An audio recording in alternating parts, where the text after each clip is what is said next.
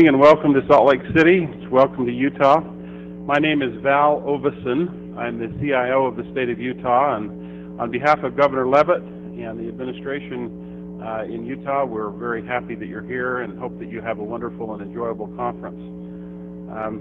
Just a word about Utah. You obviously know that we're the host site of the 2002 Winter Olympics. Had a wonderful, successful event there, and Utah is a very interestingly diverse state. We've got the canyonlands in the south and a lot of beautiful red rock desert country, and we have some gorgeous mountains scattered up and down the state. You happen to be within a 50-mile radius of some of the most beautiful mountains that we have, that some of them displayed here on the slides. I hope that you'll have the time, if not now, sometime in the future, to come and play in Utah. It's a great place to play and a great place to work. This is probably the most connected conference room I have ever seen, and I'm enjoying the wireless network myself. And it's going to be one of the challenges, though, with this kind of a conference is all of you got your head in your email right now, and you aren't listening to a thing I'm saying. So hopeful of that change when things get more important during the conference. One of the things that I hate the most is to come to a conference like this and to have somebody who doesn't know jack about what's going on with the conference tell you about all the details and all the fun stuff you're going to be dealing with and doing. I don't know Jack, but I know Jill about the conference. Good luck with your peering efforts. The exciting things going on there. Security is always a big issue for all of us, and one thing I am fond of saying about security in Utah state government these days is that we're doing an excellent job, and we're absolutely not hitting the mark. And I think that typifies the security area right now in the world in terms of what we have been doing and what we yet need to do, and how quickly it's changing. And the whole world is quickly changing in the area that we're all working in. One quick story, and then I'll get on with the program. I was, in my past life, there is a trend with CIOs, by the way, that in state government and in the private sector, to hire business leaders in rather than technical leaders, and I happen to fit that category. I have some technical background in my history, but basically a government leader, and have been at private sector organizations, PricewaterhouseCoopers and KPMG in between. But in my past life, I was the lieutenant governor of Utah for 2 terms, one of those kind of guys. But I was invited to give a speech at a rural electric meeting at down in one of our beautiful little southern Utah towns many years ago during an election year, second term. And I arrived there thinking that everybody knew who I was and what I was doing in Orderville, Utah. Any of you ever been to Orderville, Utah? Boy, we've got somebody here. I'll have to be careful with this story. Anyway, my picture was in the local newspaper 2 weeks before, and 1 week before there were posters illegally tacked to telephone poles a few days before, and I arrived thinking that everybody would know who I was. Anyway, I was shaking hands and meeting people and enjoying the conversation. I saw a cowboy that was standing off to the side, big hat on, big boots on, grubby Levi's, western shirt, sour look on his face. I walked up to him and I said, "Hello, I'm Val Ovison and I'm running for lieutenant governor." He says, "Yeah." He says, "You got my vote."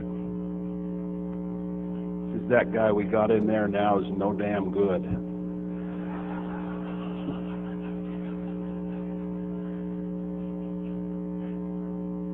That story is a metaphor for what it's like to be a CIO in terms of the cross currents that are going on, the dynamics that are going on in this fast-changing world that we're in. I hope you have a great day, a great conference. I'm going to stay around with you and learn a little bit myself during the day. And now I'd like to turn the time over to Pete Krukenberg, who is a senior analyst, senior program director for our Utah Educational Network, our premier network here in Utah that we at state government interface and interact with a lot, and we need to interface with a lot more in the future. But we're really proud of what they do. I'm on their board, and They're a top-notch group, and I would encourage any of you that aren't working with them or talking to them that you do so during the time that you're here. And Pete, let me turn the time over to you to get on with the conference.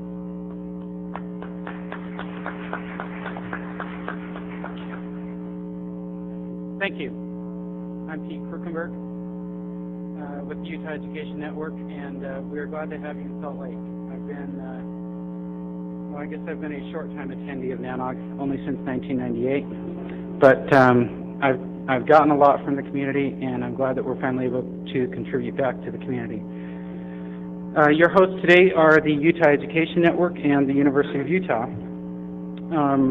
The Utah Education Network is the statewide education and research network. We provide connectivity for all of the K through 12 as well as the higher ed institutions and libraries and government in the state of Utah and southern Idaho.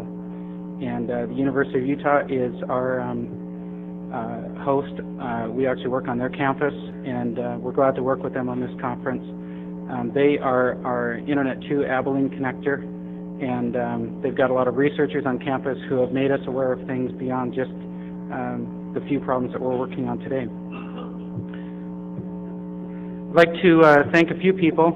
First of all the people that you see besides the merit people that are manning the registration desk, the t-shirt desk, and so forth are volunteers from UEN and University of Utah. They're all taking time off from their regular jobs.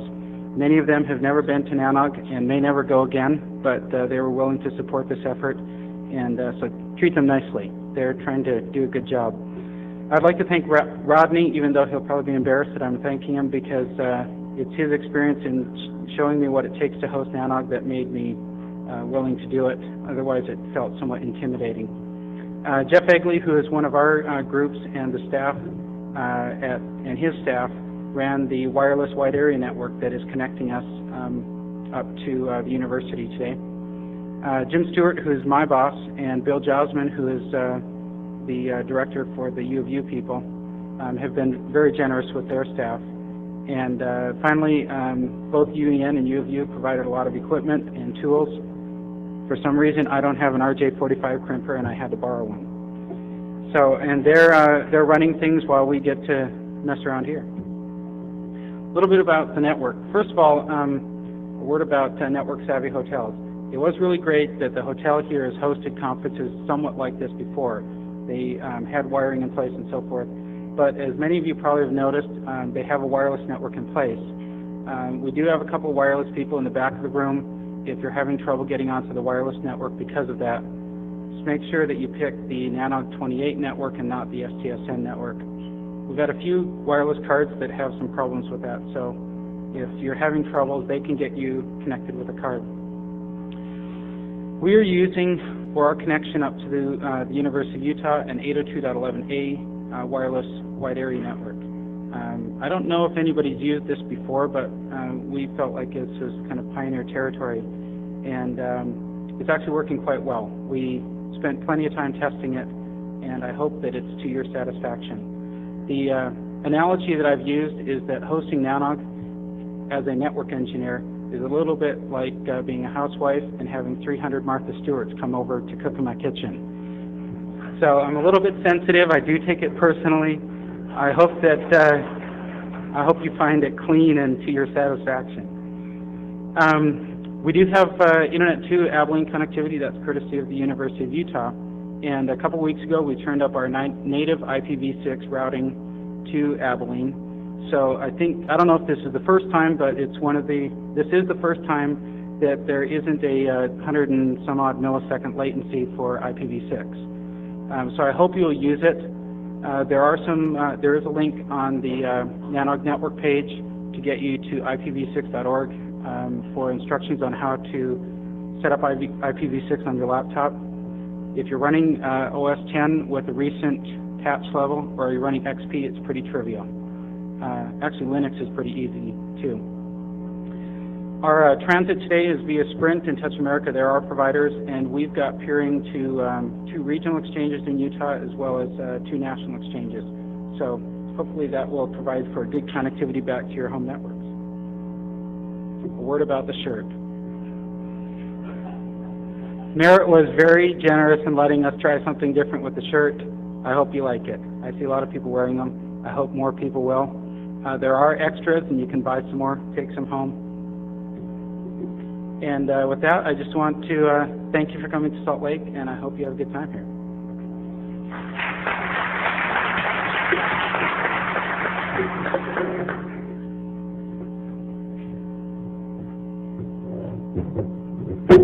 Good morning. I'm Susan Harris.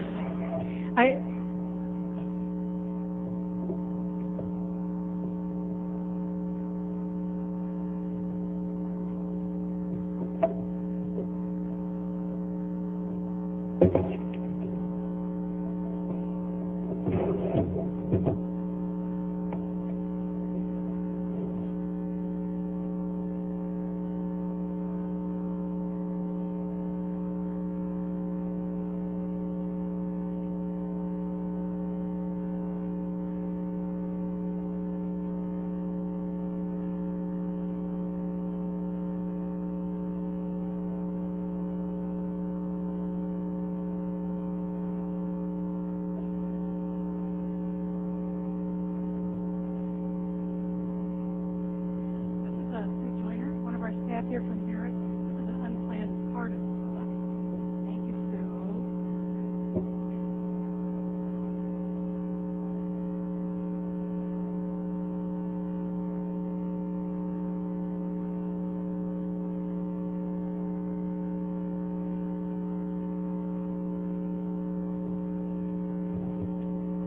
Now I'm going to formally begin my talk, and the way to begin is to thank Pete, which is hard to do. Pete has been absolutely spectacular about arranging engineering details, at organizing a large group of volunteers. This has just been a wonderfully smooth meeting for Merritt, for my organization. Pete, we owe you a big one.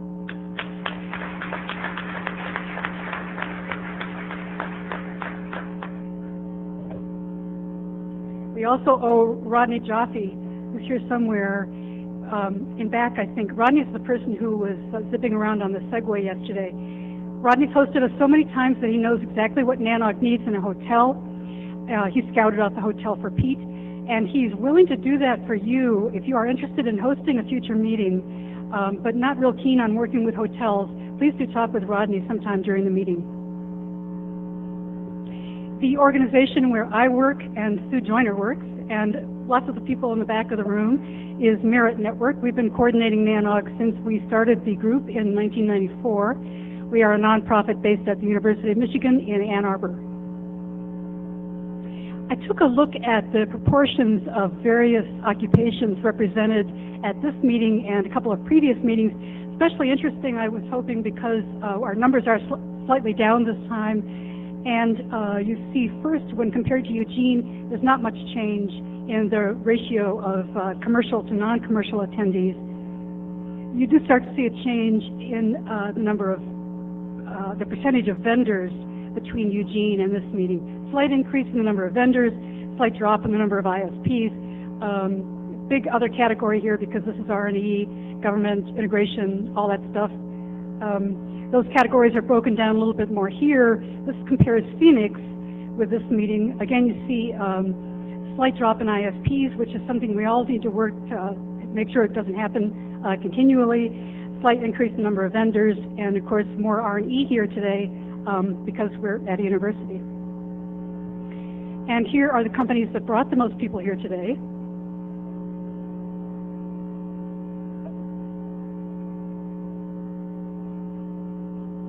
Mailing list, we've grown about 500 since last fall.